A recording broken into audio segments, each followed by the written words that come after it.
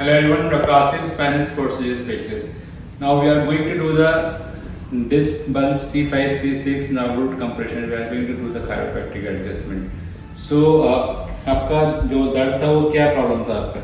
मेरे को ना ये पूरे शोल्डर से राइट हैंड में आया हुआ था, ट्राइसेप्स में। राइट हैंड में पेन आता था, शोल्डर से लेके नीचे तक। तो अभी chiropractic ट्रीटमेंट के बाद कैसा है पेन आपका? I am feeling very happy now, pain goes very quickly. So now your pain is almost settled down. Yeah. So we are going to do the C5, C6 nerve root compression का एक adjustment करने जा रहे हैं. ठीक है. यहाँ पे है बिल्कुल दबाना. हाँ जी, तो सर. Here, right. बिल्कुल ठीक है, रखेंगे ना. अपने आप नहीं करना, just loose, relax.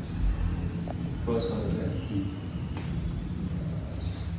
अपने आप नहीं करना है, अपने आप कुछ नहीं करना, आपने ढीला रखना है बिल्कुल, और ढीला छोड़ो, हाँ टाइट नहीं रखना, बिल्कुल लूज, जैसे लगा